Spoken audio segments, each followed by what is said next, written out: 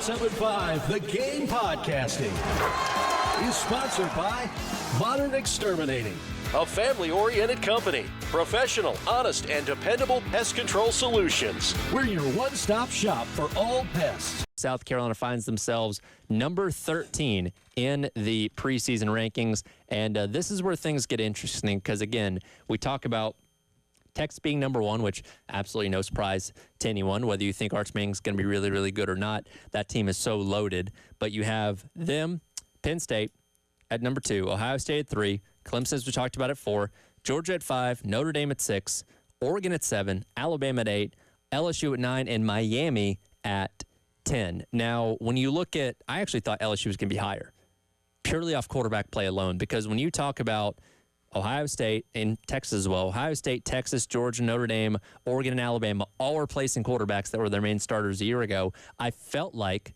Garrett Nussmeier would be valued a little bit higher than these unknowns in some of these other places, to where I thought LSU could have been as high as potentially maybe 5.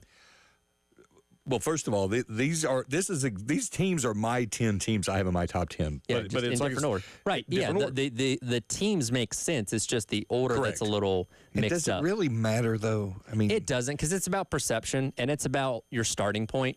As we talked about before, again, the college football playoff poll is not supposed to be influenced by the AP poll, but it is. They basically say, hey, that team was number 1 for the first 8 weeks of the season. Well, they're our number 1 too. That team was number 5. They're our number 5 too. So it does create a perception. And when you're a team like Carolina, if you're starting 13th, as long as you win and you go like 10-2, 9-3, you're in a good spot. Now, if you were unranked like they were last year, you were fighting the uphill battle the entire time of getting yourself ranked and then climbing the polls as the week went by. So you start off more advantageous this year. Yeah, if you're in the top 10, as long as you don't lose like 4 games, you should be fine. How many programs or coaches are envious of what Carolina and Shane Beamer are actually doing in the SEC?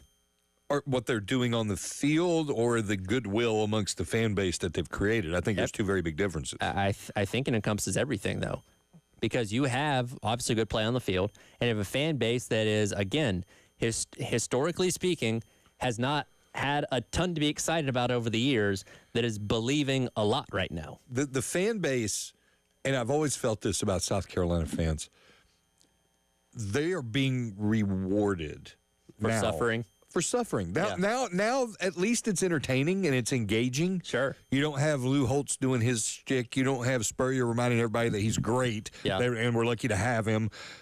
Muschamp was Muschamp. You know, Shane embraces all of it. Sure. And the fans feel like they are acknowledged now. Yeah. No, they feel like they have a coach that cares and wants to be here. Yeah, he wants to be here. He said he wants to retire. But Muschamp didn't seem to care much for Columbia outside the paycheck. Well, he God love his heart. He knew that he was in South Carolina because he wasn't good enough to cut it at Florida. Yeah. Well, and I wasn't here at the time, but I don't know how thrilled people were that they got the retread hire that just got fired at Florida, because he was DC at Auburn in 2015. But it's like, we just saw what this guy could do. Why is he going to come here and be any different? Yeah, I mean, it's like the NFL, isn't it? Or NBA, where they just they just trade coaches. In 19 of the past 21 seasons, a team ranked in, at least one team ranked in the top 10 in the preseason poll, ended the year unranked. So if you're choosing one team out of that top 10 that will end the season without a number next to their name, who's it going to be?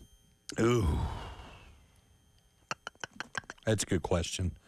Because again, like, a lot of these teams have quarterback questions. I lean towards Miami. Okay. We just, Miami can't get out of its own way. We don't know completely about Carson Beck, elbow-wise. Yep. I mean, that injury was not great, dude. Nope, and he spent most of the offseason not doing anything. Not throwing a football. Because he was recovering. We know that. I mean, Penn State, I think, is too talented to fall off a cliff.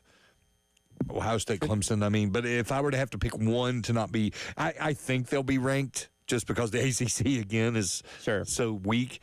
But if there was a team to take the biggest tumble, it would be Miami. Yeah, I'd probably agree with that. And again, they're literally on the fringe. They're number 10. And again, the Carson Beck thing coming off an injury, you just never know how somebody's going to be. And last year, his decision-making, look, he was not helped because Georgia was dropping passes left and right. But his decision-making at times was just completely erratic. I don't know if he got the Heisman and first round hype in his head and just couldn't compartmentalize anymore. But I've never seen somebody do a complete 180 one year to the next of looking like a potential first round pick to just not the next year.